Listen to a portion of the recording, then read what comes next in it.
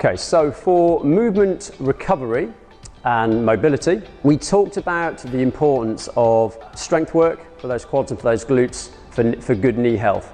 But almost just as important, if not more importantly, hip mobility is a crucial factor as well.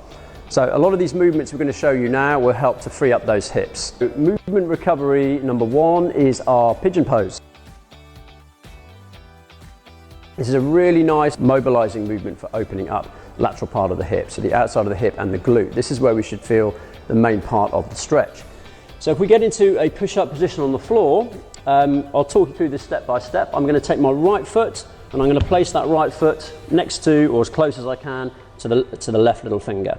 From there, the idea is to try and sink my body weight down, ideally until I've got my right glute, my right butt cheek sitting on the floor. If for whatever reason in this position you have any knee discomfort, then general advice here would be to just bring the foot a little bit closer to the body, and that will hopefully, or just until you reduce any discomfort, any pain there. Okay?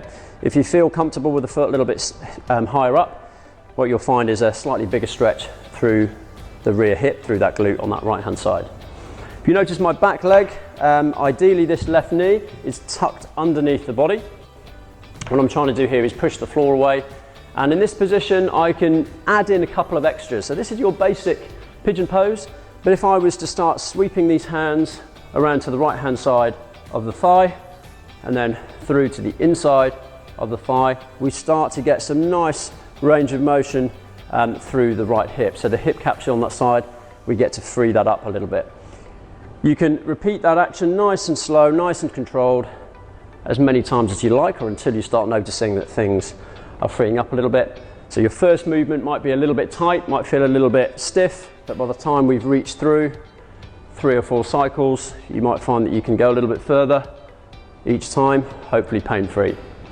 Another addition to this, which you can add on, is to forward folds on this. So we take the chest down towards the knee, forehead towards the floor, we can reach right out in front, and what we're looking for here is just to try and complete 4 to 5 nice deep breath cycles. So in through the nose and then out through the mouth. As we exhale, we might be able to crawl or drop a little bit closer to the floor. We're going to repeat that on either side. So left foot to right little finger, push the floor away, head up, chest up, try and tuck in that back knee, and then we're reaching and rotating those hands through the hip. Remember, if you have any knee discomfort, tuck the foot in a little bit closer. And we've got the option, chest down, forehead out, reach, and there's 4 to 5 nice deep breath cycles before we come up and recover. That's your pigeon pose.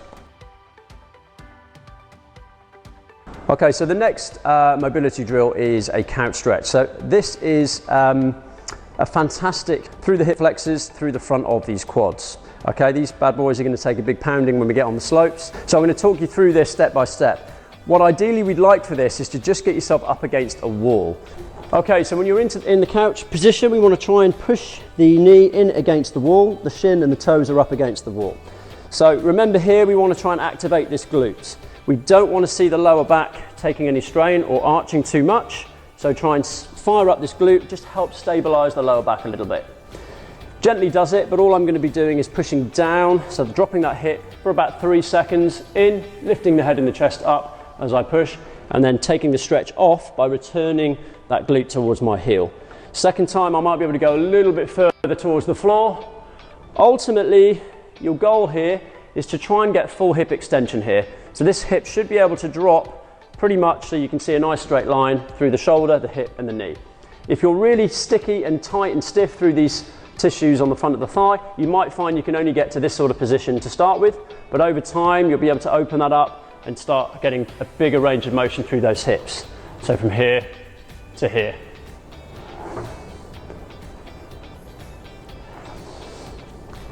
That's the couch stretch. Okay, so to focus on some calf release, really the ankle, the foot, the ankle, the Achilles and the calf, we're going to go back into our downward dog position. So again, from our push-up, all we're looking to do here is piking the hips up. We're going to try then get a good extended position through the back. So imagine someone was gently pushing down towards the floor from your shoulder blades, And then one at a time, we can try and drive that left heel and then that right heel into the floor. 2 to 3 seconds on each, gradually getting a little bit further each time. If you feel you need to, you can return to the push-up position just for a brief rest, or rest the knees on the floor, and then back in, try and open up a little bit further. So opening up the foot, ankle, Achilles, and calf. We get some nice extension through the back, and you'll probably feel a good release through the hamstrings as well. So you can have, if you've got access to a pole or even a wall, all we need to do is anchor the right arm in this case.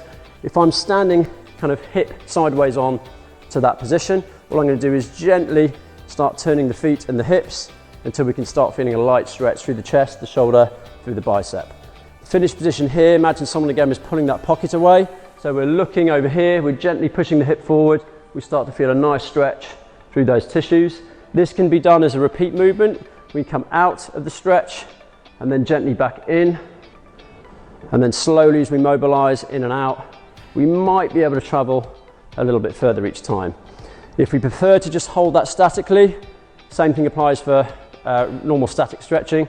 Breathing, 4 to 5 deep breath cycles should take you somewhere near 20 to 30 seconds or until you feel that sensitivity or that stretch reduce a little bit. Obviously you need to do that on both sides. We just walk the feet away, push the hips away, 4 or 5 nice deep breaths, or you walk it in and try and travel a little bit further each time. Okay, lovely one for releasing shoulder, chest, and the arms. Okay, the next movement drill is a good stretch for the lats, so for the back and for the shoulders, can help free up the thoracic spine a little bit as well. If you have something like a foam roller or a low table or even a chair that you can rest your wrist on, that will be absolutely perfect. This is possibly a little bit low, but we'll definitely get a good stretch out of it. So from an on all fours position, think about wrists under shoulders, knees under hips. All we're going to do is take the hands onto the top of the roller. We're going to gently roll away until we've just got the wrists on the top of the roller. From here, we're going to gently drop down towards the floor, getting nice extended position through the back. From here, we're looking to gently drift to the left. So if you imagine my left ear here is almost pushing into my left bicep, and then I'm gently going to shift laterally across to the right. So by shifting from side to side, I get a lovely stretch right up through the left hand side of my back, so through the lats and through the shoulder, and then drifting to the right, we get that lovely release on the right hand side of the back and through the right hand side of the shoulder.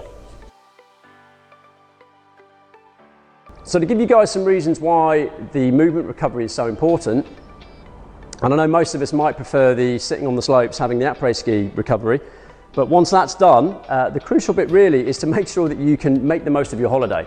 So what we want to try and avoid is any delayed onset muscle soreness. Some really good advice would be that if you can, find 5 minutes, 10 minutes of your time in the evening. If you're sitting around or in front of the TV even, this would be the perfect opportunity to do that. So I hope that you find this workout helpful and maybe even fun. But if you like the idea of exercising in a group training environment, come and visit us at David Lloyd Clubs. Have a look at davidlloyd.co.uk. We offer a Synergy SnowFit workout, also a family Synergy SnowFit workout.